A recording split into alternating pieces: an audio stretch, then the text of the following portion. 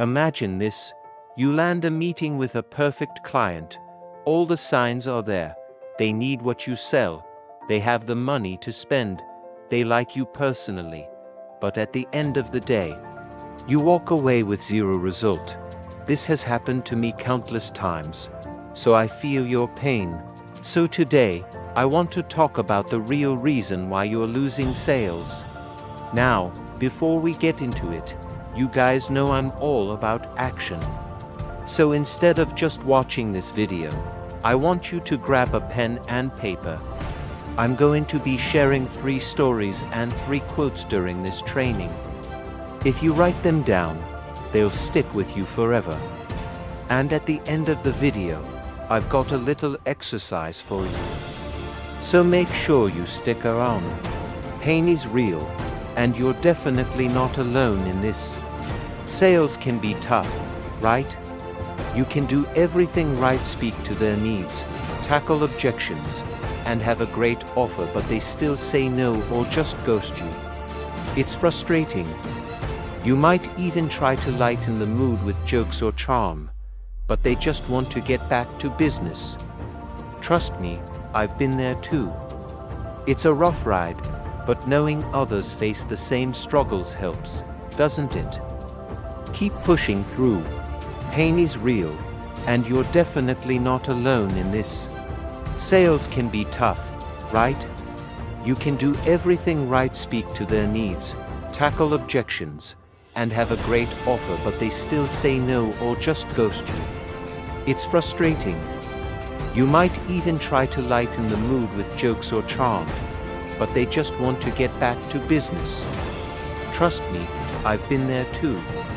It's a rough ride, but knowing others face the same struggles helps, doesn't it? Keep pushing through. Then, 2 weeks later, he ghosted me. When I checked in, he said he went in another direction. Part of me wanted to keep pushing, but something inside said, let it go. You did your best. So, I did. But I needed to figure out why these great opportunities kept slipping away. That's when I discovered the second point, which is the invisible block, emotional safety. Most people think that people buy because of logic, but they actually buy because of lack of trust.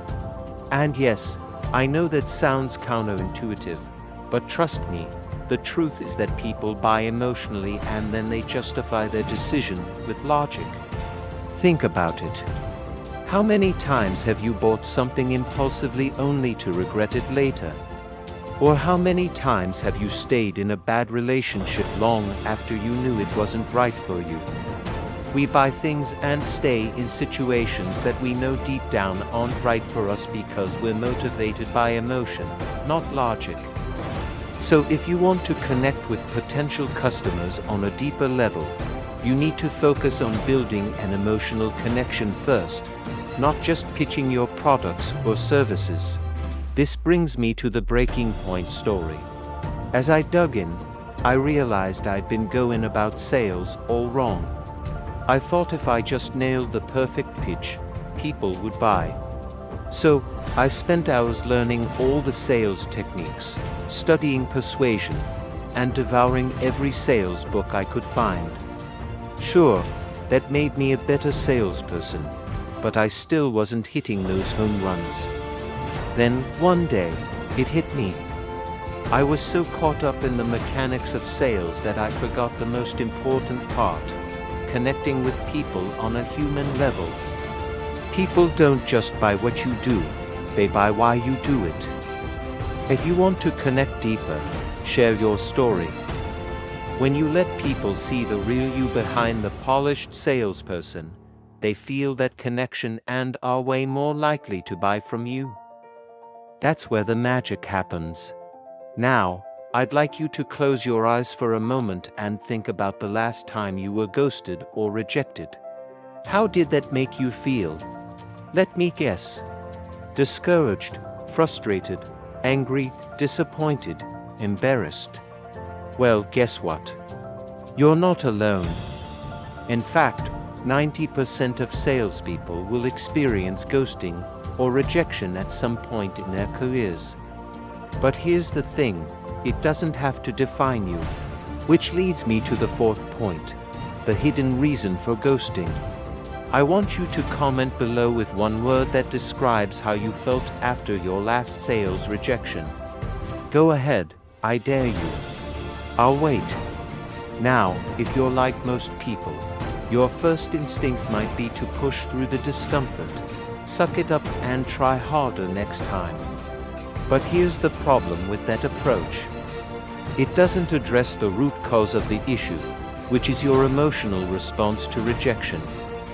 In order to get to the root cause, you have to ask yourself some tough questions.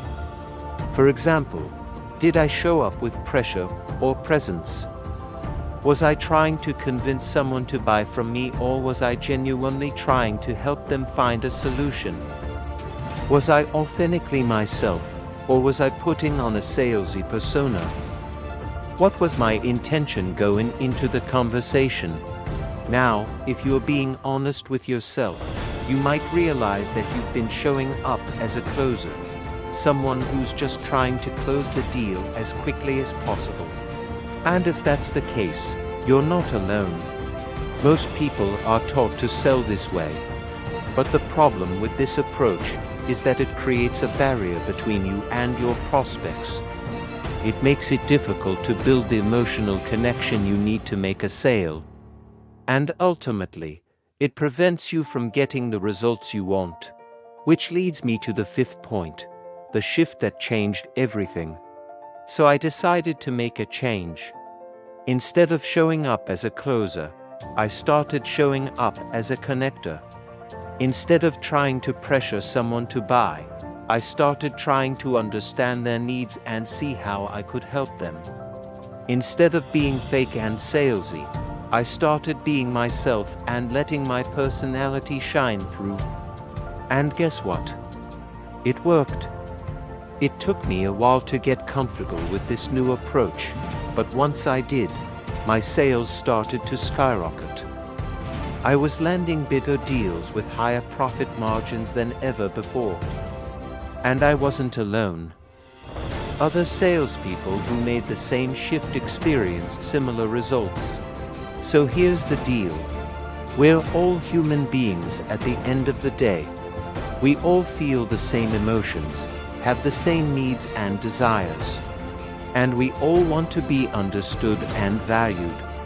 If you show up with that mindset, if you approach every interaction with curiosity and a willingness to learn, I promise you, you'll never have trouble connecting with others.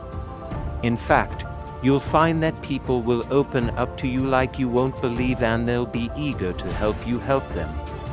And when you find that sweet spot, when you're able to combine your knowledge and expertise with a genuine desire to help others, that's when the magic happens. That's when you become invaluable to others and they'll be eager to work with you. Which brings me to the sixth point. You're not a closer, you're a connector.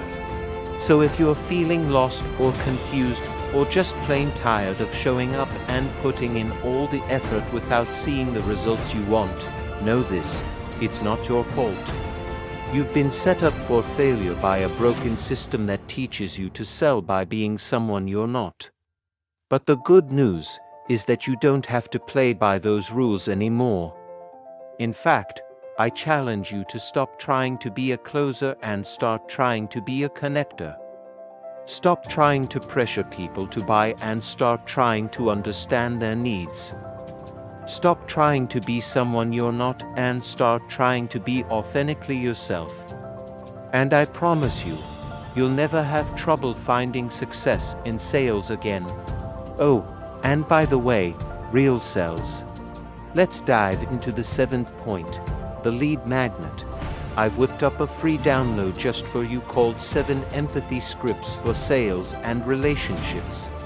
These are the exact scripts I use in my own sales calls to create real connections and get awesome results. Just click the link below to snag your copy. Oh, and there's a bonus.